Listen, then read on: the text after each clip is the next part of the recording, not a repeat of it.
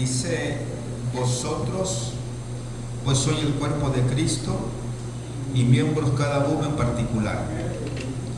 Y aún nos puso Dios en la iglesia primeramente apóstoles, luego profetas, los terceros maestros, luego los que hacen milagros, después los que sanan, los que ayudan, los que administran y los que tienen don de lenguas.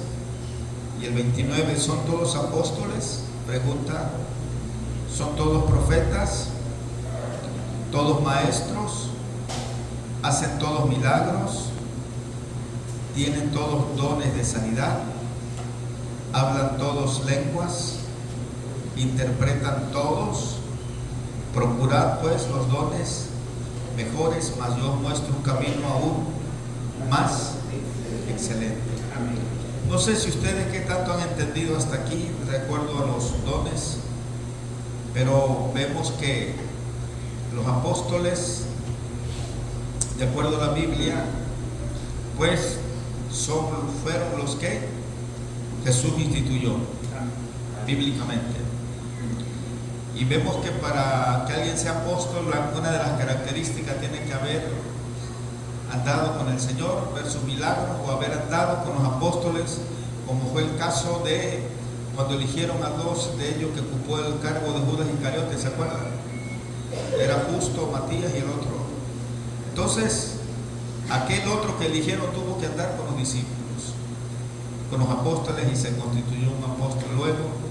Y los profetas, en aquel tiempo, como no había escritos del Nuevo Testamento, Dios tuvo que usar las revelaciones a los apóstoles, tuvo que usar a profetas como Agabo, que habla el capítulo 15 de Primera de Corintios, para dar revelaciones a la iglesia.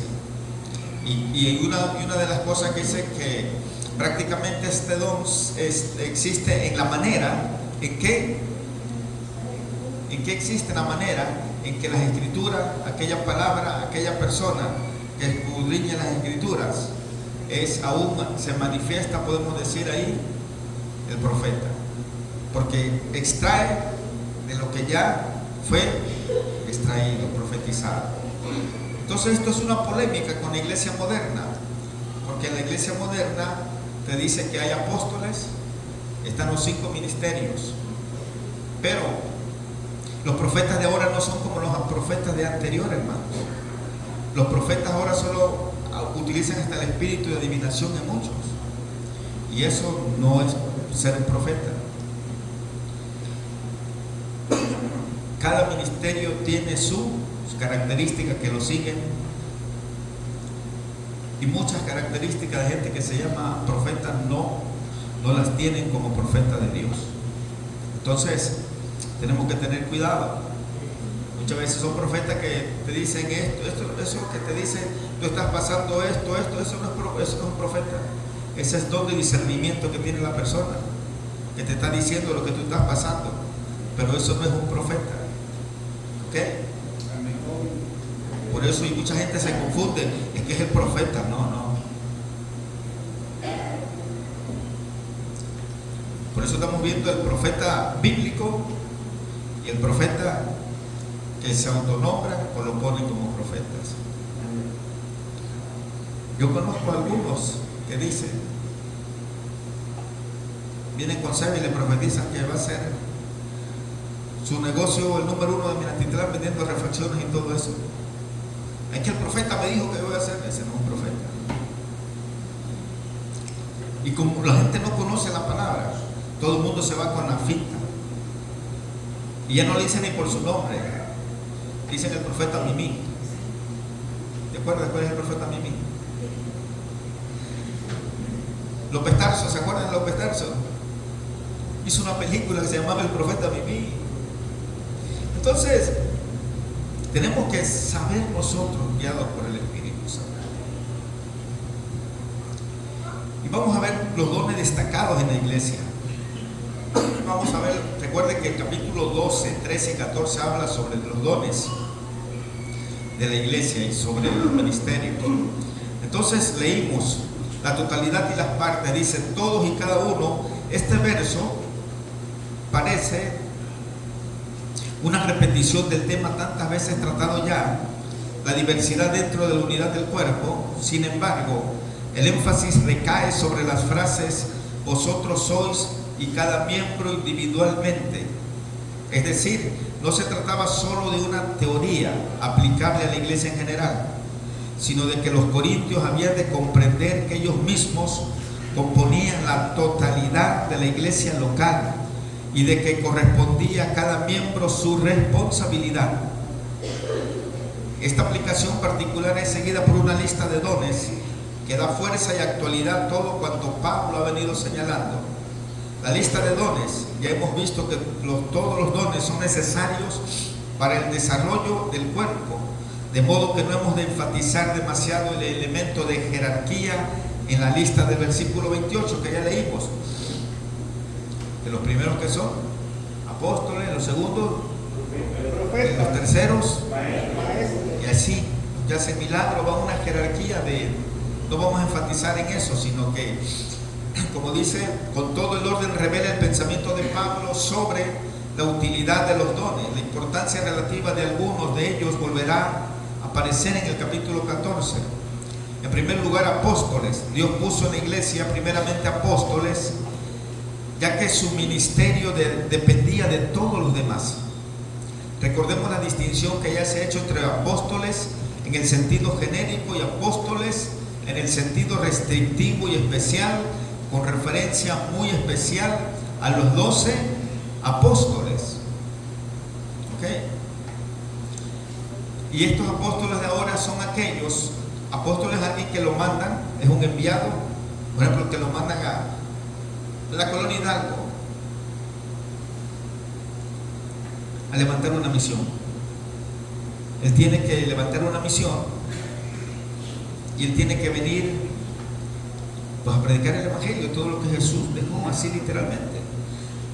En la antigüedad, cuando Roma conquistaba, podemos decir, enviaba a alguien, se podía llamar un apóstol porque era enviado, en ese sentido, porque tenía que poner las reglas del imperio, la moneda, la religión y todo, las costumbres. Pero con lo de Cristo es diferente, es diferente.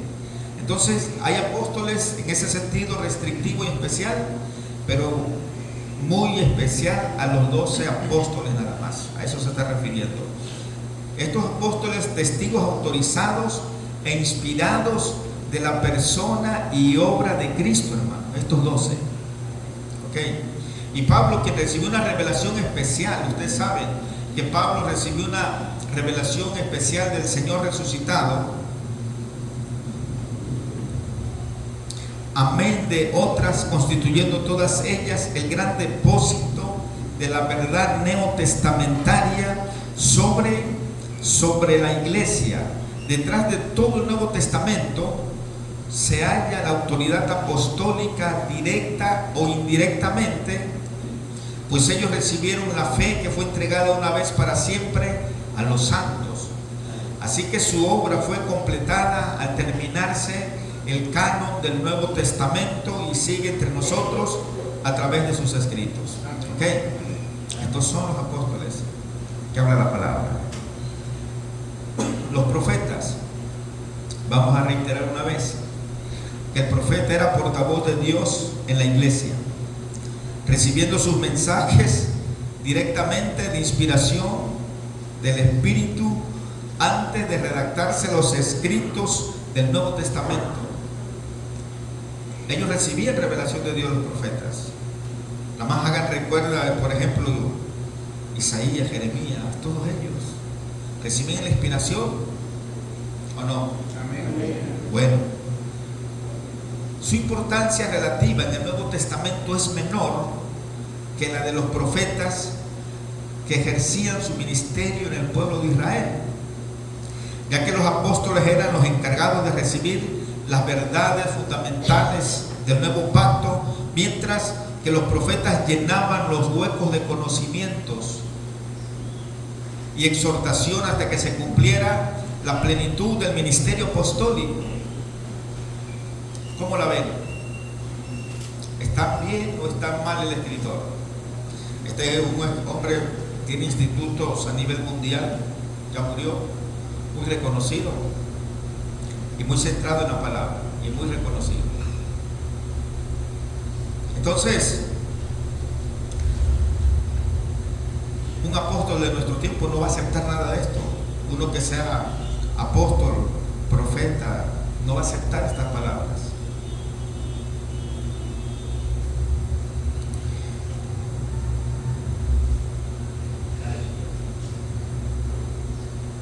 En términos generales, podemos decir que los profetas del Antiguo Testamento eran los medios empleados por el Espíritu Santo para entregar el contenido inspirado de la revelación divina a Israel, la palabra. ¿Okay? Mientras que los apóstoles eran el medio para la transmisión, de la verdad del nuevo pacto. Sin embargo, los mensajes proféticos anunciados en las iglesias del primer siglo se revestían de gran importancia. Por ejemplo, un profeta del Nuevo Testamento hizo una profecía que dijo que iba a venir una gran hambre en Jerusalén, y se cumplió. Ese era un profeta, hermano. ¿Okay?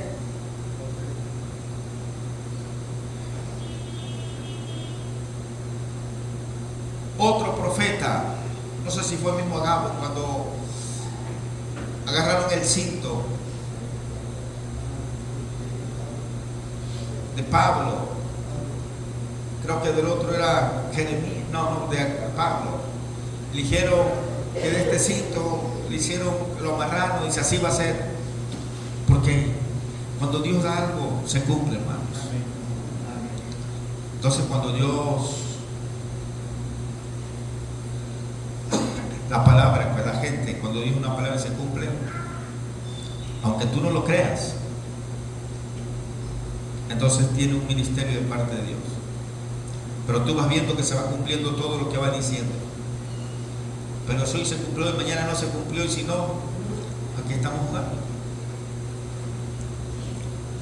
Tenemos que tener cuidado en esos aspectos. Entonces, sin embargo, los mensajes proféticos pronunciados en las iglesias del primer siglo se revestían de gran importancia para la guía inmediata de las congregaciones, especialmente en la ausencia de los apóstoles. Para eso estaban los profetas. Por eso se dice que Dios puso a los profetas en la iglesia en segundo lugar después de los apóstoles. Los maestros o enseñadores, este es el don de enseñar, entra más profundamente el elemento de estudio, de meditación y de una expresión ordenada. Es de suponer que conocerían bien las escrituras del Antiguo Testamento, que recogerían de la boca de los apóstoles o de sus escritos las verdades del nuevo pacto, que tomaría nota de diversos mensajes proféticos, discerniendo sus elementos de valor permanente. Así podría ser el formulador de las doctrinas y el campeón dispuesto a combatir falsas enseñanzas. Ese es el trabajo del maestro. ¿Cuál es una enseñanza de Dios y cuál no es una enseñanza de Dios también? Porque eso se trata, ese es su trabajo. El don. ¿Usted sabía todo esto, hermano? ¿Sí lo sabía? ¿O no lo sabía? ¿O es nuevo para ustedes?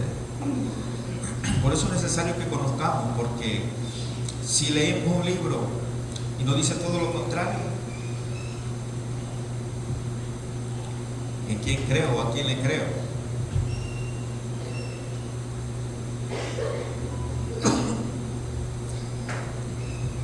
Y el don de maestro es uno de los 5 fundamentales que Pablo menciona en Efesios capítulo 4 verso 11. ¿Alguien puede leer? Y él mismo constituyó a unos apóstoles, a otros profetas, a otros evangelistas, a otros pastores y maestros. Ok. Como esenciales, ¿para qué? Para el conocimiento, para el crecimiento del cuerpo de Cristo. En la medida que el depósito apostólico del Nuevo Testamento se iba complementando en forma escrita, la importancia del don del maestro o enseñador se acrecentaba, limitándose más y más la de los dones extáticos. Con todo, el profeta itinerante seguía siendo una figura conocida y respetada, que si daba pruebas de fidelidad, que lo que estaba diciendo era verdad y se cumplía. Hasta esto fue hasta el siglo II, hermanos, nada más. ¿Ok? Después de Cristo. Sí, después. Están los obradores de milagros. El texto se limita a mencionar dunamis, o sea, potencias, pero se sobreentienden los hermanos que tenían el don de obrar milagros. Estaban los que ejercían dones de sanidad. Entonces la frase exacta aquí es charismata aiamatón, o sea, los dones de gracia que servían para la sanidad del cuerpo. Y luego los ayudadores. El término es poco conocido en el Nuevo Testamento y podría representar el don de prestar ayudas prácticas de forma discreta a los hermanos en el curso normal de la vida de la iglesia.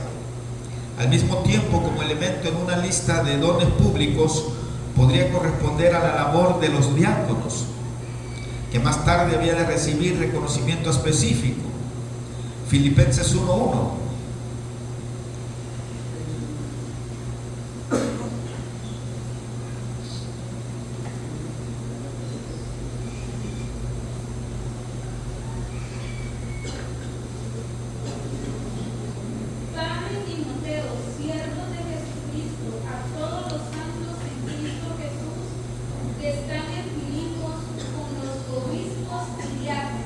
Obispos y diáconos. Primera Timoteo 3, del 8 al 13. ¿Alguien puede darle lectura?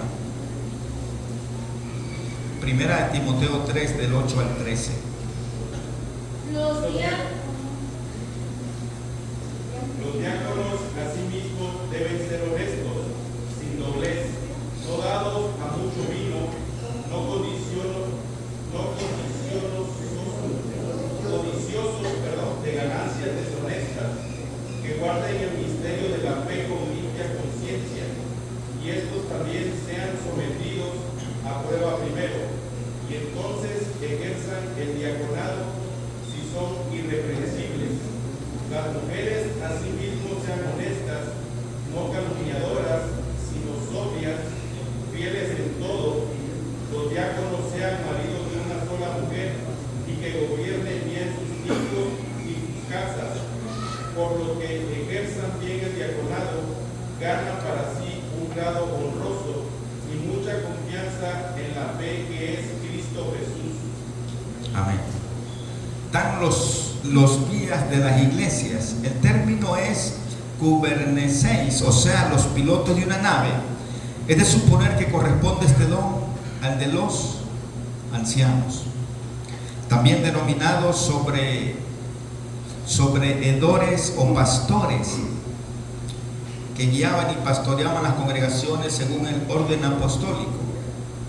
Nos llama la atención que en esta epístola tan eminentemente eclesial no hallamos referencia directa a ancianos, aparte de este término muy especial, y algunos han deducido que su obra se hallaba en estado embrionario hasta que se precisara más hacia el fin del ministerio del apóstol Pablo, o sea, en el periodo reflejado en las epístolas pastorales, que es, ¿cuáles son las epístolas pastorales?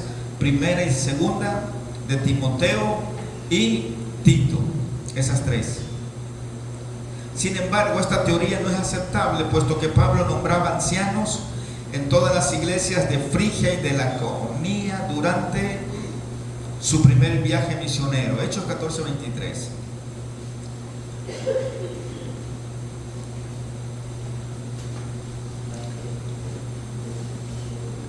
O sea que algunos decían que no habían ancianos, que apenas ellos, antes de que los llamaran ancianos, tenían que estarse en un estado embrionario hasta que... Pero Pablo no fue así. Interpretaron malas palabras, porque Pablo, donde le dije la cita aquí en la madera, y constituyeron ancianos en cada iglesia, y habiendo orado con ayunos, los encomendaron al Señor en quien había cada vez que se constituyó en iglesia, Pablo dice que ponía ancianos en las iglesias desde el principio. Y los ancianos o sobrevedores eran conocidos en la iglesia de Éfeso al final del segundo viaje, en una fecha próxima a la redacción de Primera de Corintios, Hechos 20, 17 a 38. Queda la posibilidad de que el triste estado de desorden que Pablo tuvo que denunciar en la iglesia ahí en Corinto, en ese lugar, surgía precisamente del fracaso de la labor de pastoreo de los ancianos frente a la rebeldía de una buena parte de la congregación. Cuando la gente es rebelde, el pastor no puede hacer mucho por avanzar, no puede hacer nada mucho para que la iglesia crezca. Y al contrario, cuando la iglesia quiere avanzar, el pastor es flojo, no quiere hacer nada. ¿Cómo la ven? Entonces el problema que encontró Pablo ahí es que la gente era muy rebelde, no le hacía caso a los pastores, los ancianos que estaban ahí. Y el don de gobierno o guía de pastoreo sigue siendo de importancia básica para el buen funcionamiento de la iglesia local, lo cual lo ejerce el evangelio completo, la iglesia de Dios, el don de gobierno que le llaman ellos. ¿Quiénes ejercen estos diversos géneros de lengua? En vista de la primacía de los dones de edificación que Pablo ha de subrayar en el capítulo 14, no nos extraña que termine su lista de dones o de personas que ejercen tales dones. Con de diversas lenguas, quien eleva el espíritu de quien hacía uso de tales sin que los oyentes entendiesen nada de lo que hablaban. Vemos que en 1 Corintios 14, 6, 19, Pablo decía que mejor uno hablara, que si alguien hablaba lengua, tuviera alguien que interpretarla, porque si entraba una persona nueva, un indocto, y escuchara a todo el mundo hablar en lengua, ¿qué iba a decir? Que estaban locos, dice, y nadie va a entender. Por eso es menester que en la iglesia haya interpretación de lengua. Y nosotros tenemos todos que seguir pidiendo que Dios levante a una persona con interpretación de lenguas. Porque aunque usted no la hable, hay personas que hablan y necesitamos que esas lenguas sean reveladas para la edificación de la iglesia. Es nuestro trabajo. ¿Ok? Unas preguntas retóricas. Pablo hacía uso frecuente de preguntas retóricas con el fin de resumir y de subrayar asuntos ya expuestos. Aquí enfatiza la diversidad de los dones y su distribución soberana por Dios mismo, por medio de tales preguntas, cada una de las cuales requiere, según la gramática griega, la contestación de un no enfático. ¿Son todos apóstoles? No. ¿Son todos profetas? No. ¿Son todos? No. No. Etcétera. Claro que no. Pues volveríamos a las imaginadas condiciones de un cuerpo en el que abundan ciertos miembros y faltan otros, igualmente es innecesario. Imagínense un cuerpo con ojos, con un pie, o con muchas bocas, o con muchas narices. ¿Cómo la ven? Como yo saldré corriendo a ver así la gente. Entonces así igual. Entonces cada uno sienta su responsabilidad personal al hacer uso del don que ha recibido, sin preocuparse por la presencia o la ausencia de ciertos dones en el caso de otros hermanos. Al repetir los dones en esta serie de preguntas, Pablo omite los de ayudas y de gobiernos, añadiendo sin embargo el de la interpretación de lenguas. En el capítulo 13, en el versículo 31, que vimos aquí, del capítulo 12, perdón, aquí Pablo prepara el terreno para la hermosa exposición del tema del amor. Ha subrayado la necesidad de la utilización de todos los dones, visibles, invisibles, honrosos o ignorados, pero frente a la predilección de los corintios por los dones más llamativos, les exhorta a desear ardientemente los mejores dones, que luego han de definirse como aquellos que sirven directamente para la edificación del pueblo de Dios. Pero eso no es todo, pues si los dotados no caminan en la senda más excelente del amor, todas las gloriosas posibilidades de los dones se anularán. O sea, en otras palabras, que tengamos todos los dones, pero si no tenemos amor, no sirve. Pasemos al capítulo 13. Vamos a ver la supremacía del amor. El factor esencial número 1.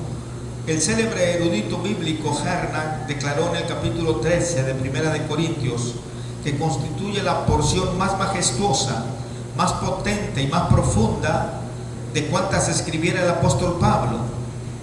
Y de acuerdo con él, todos los comentaristas la describen como un sublime cántico al amor divino, al agape.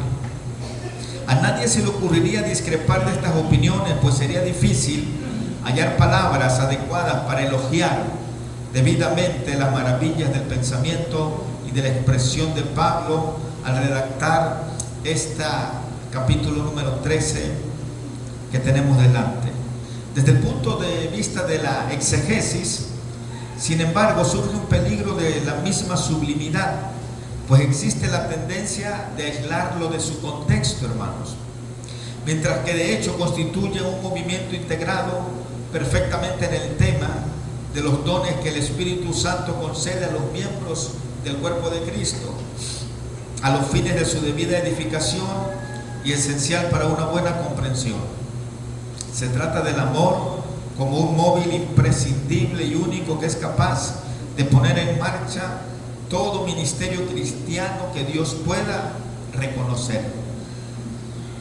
Si quitáramos unas hermosas y floridas plantas de un invernadero bien iluminado y ambientado para su desarrollo y las trasladáramos a un sótano sin luz ni aire, muy pronto perderían su lozanía y por fin morirían. La estructura de las plantas no ha cambiado, pero faltándole la luz y el aire, ¿qué pasa? Les es imposible crecer o vivir. La luz que se necesita para el desarrollo de los dones y del ministerio es el amor. Escuche bien. La luz que se necesita para el desarrollo de los dones y del ministerio es el amor. De modo que Pablo procede a señalar la absoluta nulidad de todo cancina y de toda obra llamada cristiana, por hermosa que parezca, si el móvil no es el amor. Porque Pablo lo dijo, muchos predican ¿qué? No por amor, por ganancia deshonesta, por decir yo puedo igual que tú, yo soy más sabio que tú, yo retengo más que tú, porque no lo voy a hacer. Por fanchatoría, por lo que tú quieras, yo lo puedo hacer y más mejor que tú. Por contienda, por vanagloria, por lo que sea. ¿Ok? Y mucha gente tiene esa mentalidad en el mundo. Si él puede, yo por qué no puedo. Pero en lo espiritual no es así. Y hay personas que tienen llamado, pero como son flojas, muchos cristianos en la tierra no ejercen nada. ¿Por qué? Pues no están enamorados de Dios, no están comprometidos con Dios. Están comprometidos con su vida, con el mundo, con su familia, con lo que tú quieras, pero con Dios no. Y así es la mayoría. Y no es porque Dios le caiga mejor Isidra que los demás no le caigan bien, no. Es porque Dios conoce el corazón, como hablábamos anoche. Si Dios te dice que haces algo y no lo quieres hacer,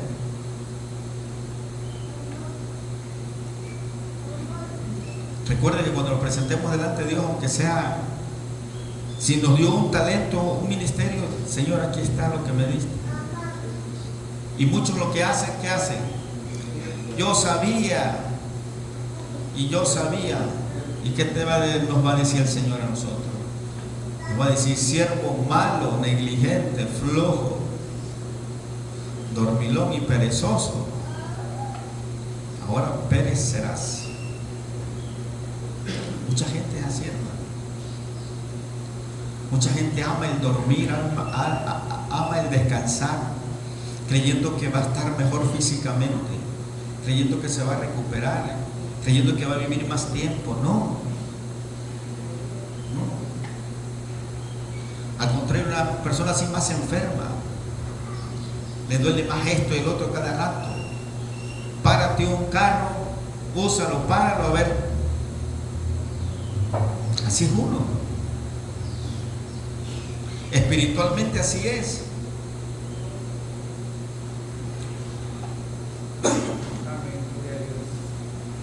Y muchos cristianos en esta tierra nada más quieren estar en el púlpito. No quieren trabajar en el campo, porque luego van a decir como la tsunamita. ¿Qué van a decir? ¿Qué dijo la tsunamita? Mi piel se ennegreció, soy morena.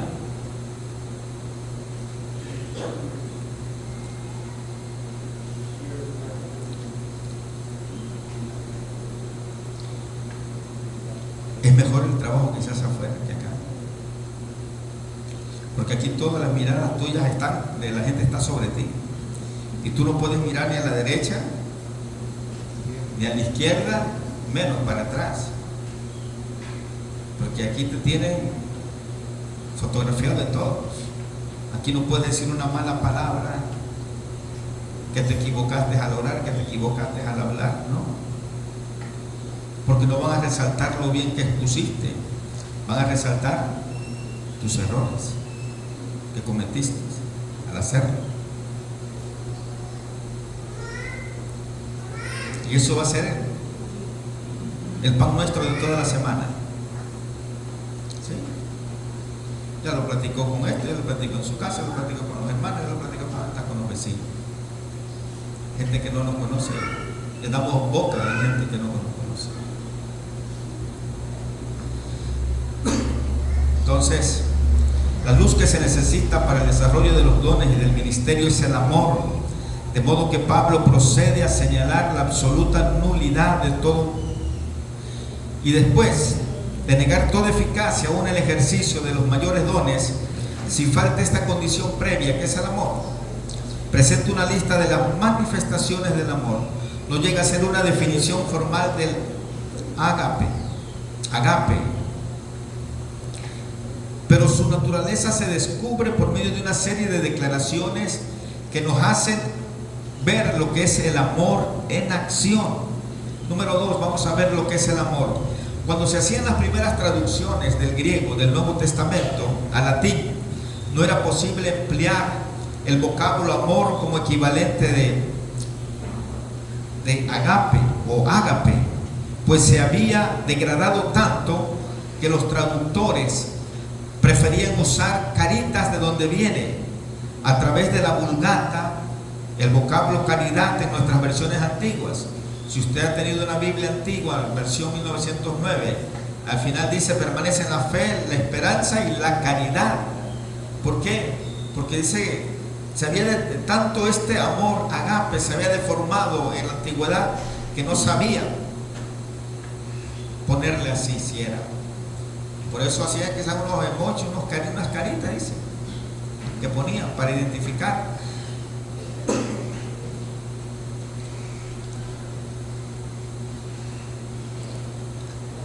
De hecho, lo que significa ser agape en el Nuevo Testamento es algo que surge de la revelación de Dios en Cristo, de modo que los escritores inspirados tenían que dar un valor mucho más elevado a los términos usados anteriormente. Los autores clásicos podían llegar a comprender que el hombre había de amar lo mejor, hermanos.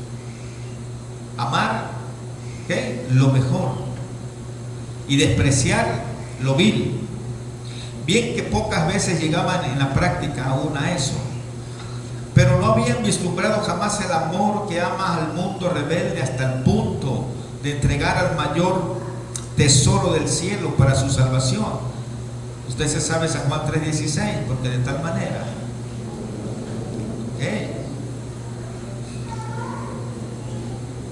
Son abejas.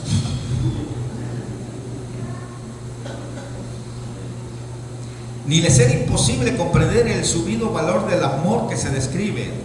Romanos capítulo 5, versos 6 y 8. ¿Alguien puede leerlo?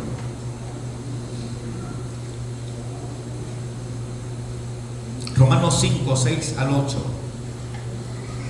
Porque Cristo, cuando aún éramos débiles, a su tiempo murió por los impíos.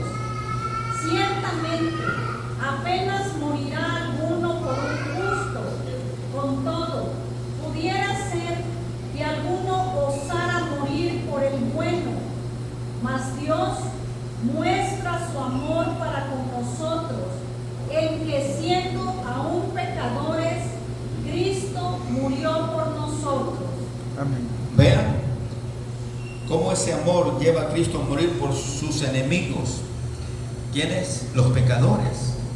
Nosotros estábamos separados de Él. Primera de Juan 5:10.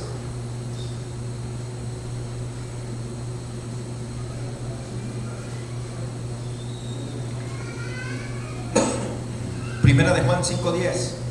Que el que cree en el Hijo de Dios tiene el testimonio en sí mismo.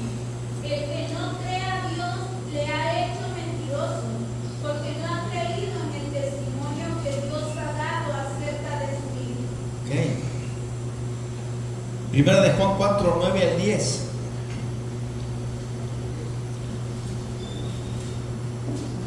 En esto se mostró el amor de Dios para con nosotros, en que Dios envió a su Hijo unigénito al mundo, para que vivamos por Él. En esto consiste el amor, no en que nosotros hayamos amado a Dios, sino que Él nos amó a nosotros y envió a su Hijo en propiciación por nuestros pecados. Amén. Como dice León Morris en su comentario, este amor halla tus raíces en la naturaleza del amante y no en mérito alguno que se encuentre en la persona amada, o sea, en el Señor Jesucristo. Este es el amor que ha de ser reflejado en la vida y en la obra del creyente por las operaciones del Espíritu de Cristo, quien es el único que puede producirlo en nosotros. Recuerden los frutos del Espíritu, Gálatas 5, 22 al 23.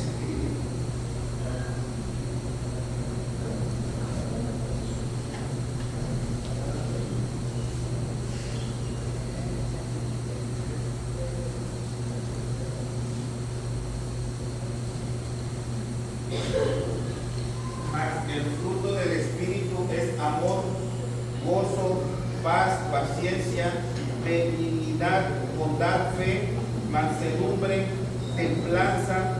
Contra tales cosas no hay ley. No hay ley.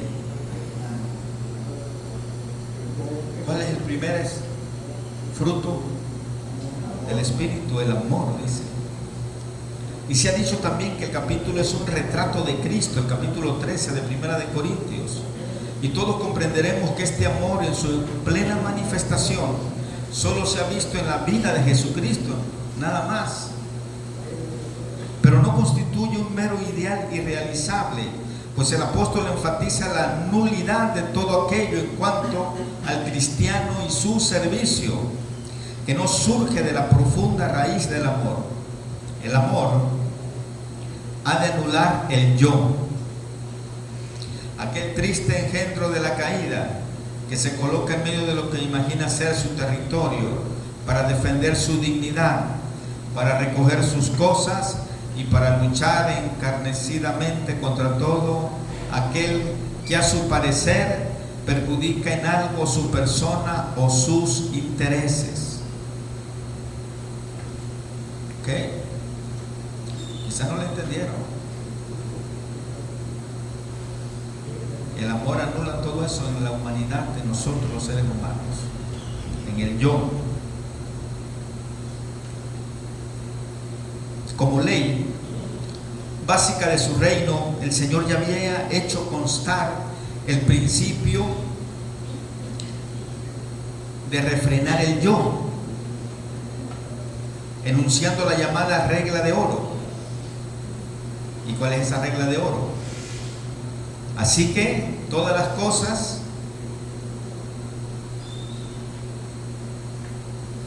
búsquenlo, lo voy a tener que lo busquen. Yo le iba a decir la cita, pero vamos, nadie se sabe la regla de oro.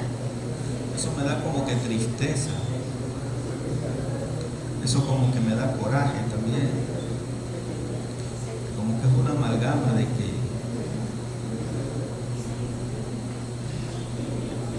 nada más se sabe el 14 de febrero, 10 de mayo, 24 de diciembre. Mateo 7:12.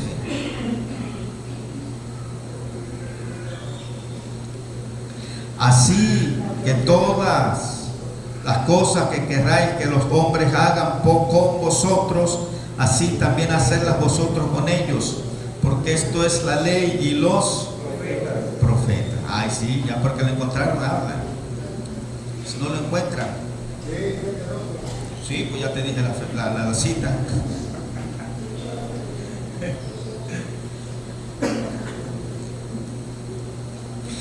En el lenguaje de hoy quizás podamos dar a entender el principio básico de la ley del amor al sugerir que cada uno intente seriamente enfocar los asuntos que surgen del devenir diario, no solo desde su punto de vista, sino también desde el semejante.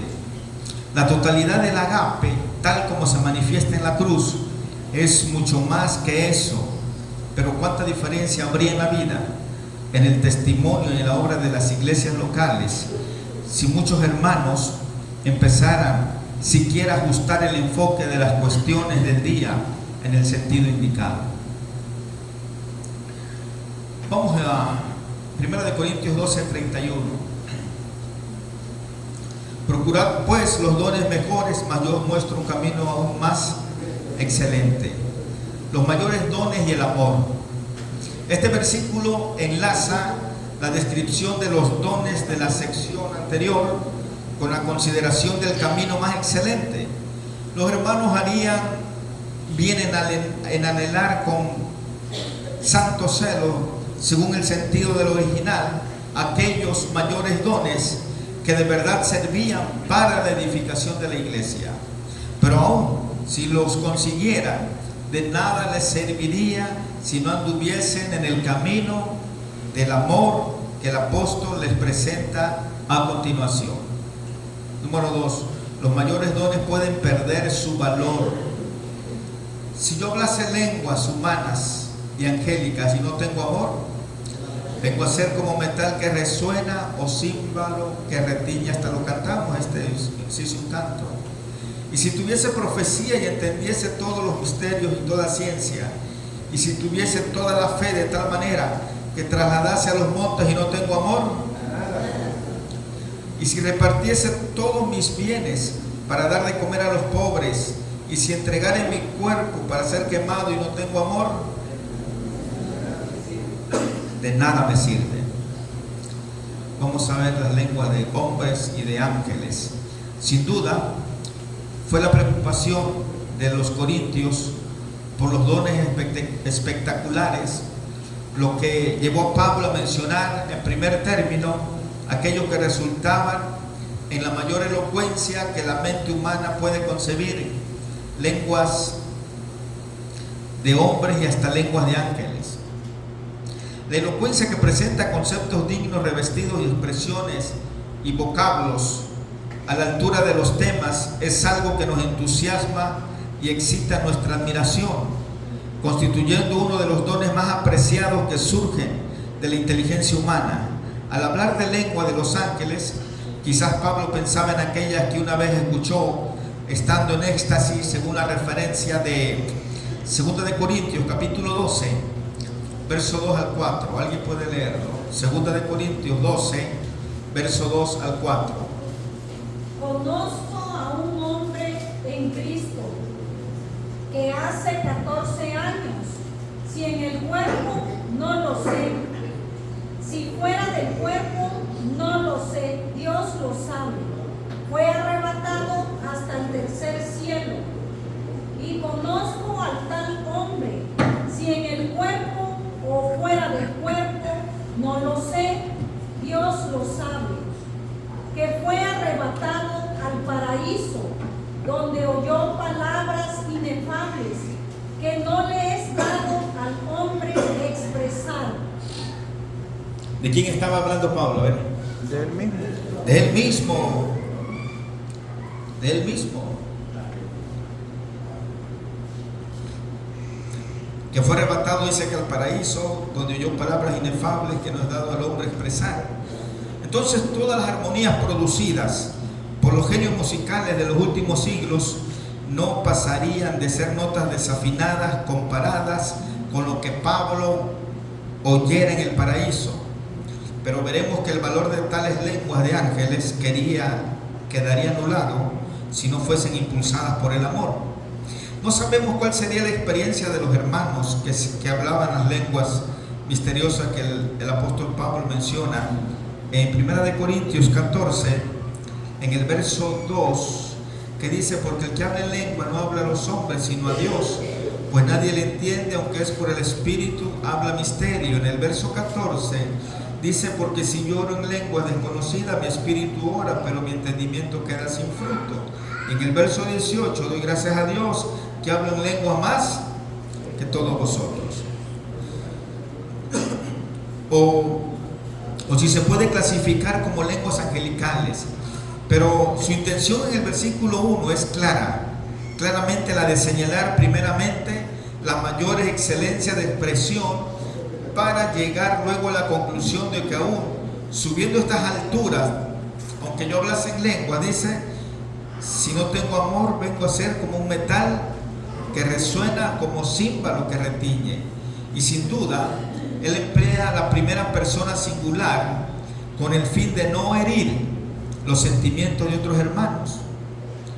Las traducciones nuestras no expresan claramente lo desagradable del sonido de lengua sin amor que hallamos en el griego, y quizás se nos permitirá hacer uso de la paráfrasis siguiente: vengo a ser como metal que resuena al ser golpeado, y como un címbalo que emite sonidos metálicos y desapacibles. No se trata solo del sonido, sino de la persona de quien ejerce el don de lenguas. Sin amor,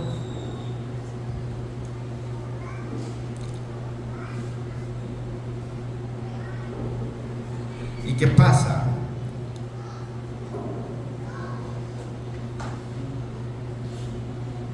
Cuando alguien ejerce el don de lengua sin amor, bueno, lo que pasa es que ha venido a ser un instrumento que no hace más que ofender el oído por medio de ruidos sin sentidos. Profecías, misterios, ciencia y fe. Los dones mencionados aquí son de gran categoría, muy apreciados por el apóstol. La profecía comprende y anuncia claramente el mensaje de Dios que se necesita en cualquier momento. Los misterios son los del plan de la redención que se revelaban por medio de los apóstoles. La ciencia es la capacidad espiritual para profundizar en tales revelaciones, acumulando conocimientos en la escuela de Dios. El don de la fe opera tan poderosamente que puede trasladar montes. Es una expresión que hace eco de las palabras del maestro. Quizás Pablo habla hiperbólicamente aquí, pues es difícil pensar que el Espíritu Santo pudiese dotar a un hermano de toda la fe, además de la profecía, del conocimiento de misterios y de la ciencia, sin que por el mismo impulso despertara el amor en el corazón del siervo que utilizará los dones. El maestro tampoco desdeñaba el uso de la hipérbole, pues en sus enseñanzas no dudaba a veces en llegar a los extremos de la paradoja con tal de fijar la atención del oyente en la lección principal. Hemos de entender que si fuera posible ejercer tan excelsos dones sin tener amor, el ministro quedaría reducido a nada. Por eso dice, si no tengo amor, nada soy. Nada soy.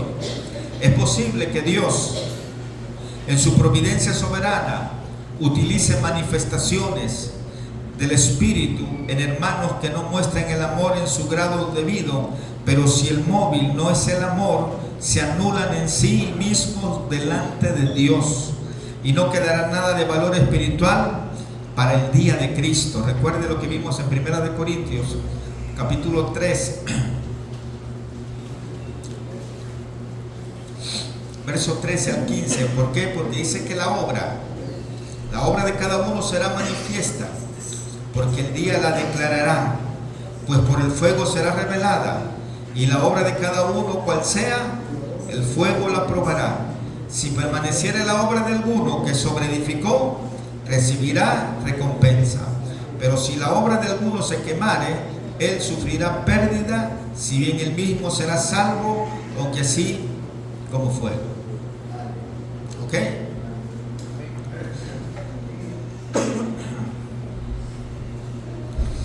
La caridad y el martirio. Vamos a ver este último punto. Es posible que un hermano aprenda que las posesiones materiales carecen en sí de todo valor intrínseco y que llegue al punto de vender lo que tiene para dar a los pobres. La expresión indica que lo va distribuyendo en porciones como una obra de caridad. Otro se deja impresionar por el poco valor del cuerpo, ya que es temporal y ha de fenecer pronto de todas las maneras, como algunos de los mártires de los siglos II y III testifica de forma violenta delante de los enemigos del Evangelio, hasta el punto de excitar una reacción contraria, con el resultado de que echan su cuerpo a la hoguera. Los dos casos son impresionantes, pero ¿cuál ha sido el móvil del sacrificio máximo, sea de las posesiones o sea de la vida misma? Si no ha sido el amor. Hemos de pensar que el impulso surgió de alguna forma de orgullo personal y que brotó del yo que quiere ser algo, aún por medio del sacrificio de todo lo material y hasta el cuerpo mismo, que normalmente tanto cuidamos y regalamos. Comenta el apóstol: aún si llego a estos extremos, mas no tengo amor, de nada nos aprovecha, de nada nos sirve. Así que todo debemos hacerlo con amor, hermanos. Todo, si das, si haces, todo debe ser con amor. Y volviendo sobre los tres apartados, vemos que los mayores dones de elocuencia, aún siendo producidos por el Espíritu, no significan nada si no hay amor. No entienda, pero si te gusta Dios, pero si tú no amas a tu hermano, no te sirve de nada, aunque tengas el don, no te aprovecha. Y cuando llegue el día de la prueba, tú vas a ser salvo, pero tú no vas a pasar la prueba, simplemente. Así de fácil. ¿La palabra es clara o no es clara, hermano? Por eso yo les digo que lean la Biblia, porque yo cuando alguien predica, yo sé de lo que está hablando la persona, porque ya leí la Biblia.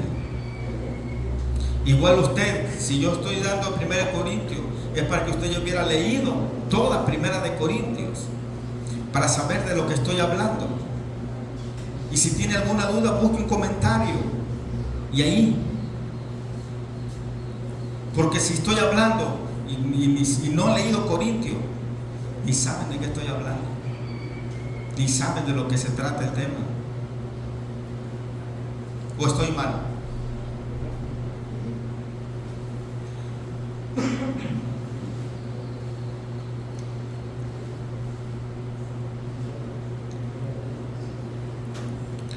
Entonces,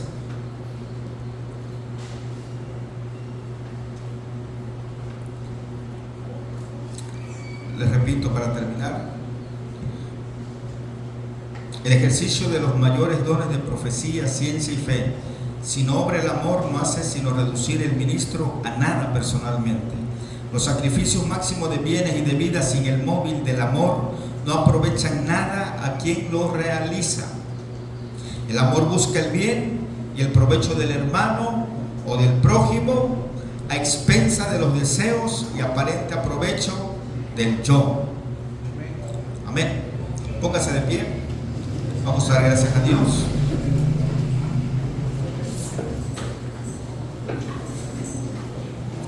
Padre Celestial, te damos gracias en esta mañana. Te pedimos que nos ayudes, que quites toda duda, Señor, si hubiese en los corazones acerca de los dones, que la gente no se confunda, que el enemigo no les mete cizaña, Dios, y que uno pueda conocer, Dios amado, tu palabra, y los dones es para edificación de la iglesia.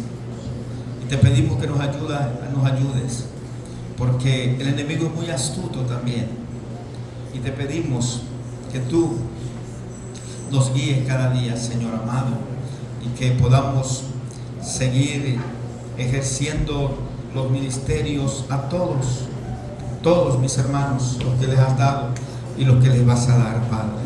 Bendice esta congregación con bendiciones de paz, de amor y de fe, en el nombre de Jesús. Amén.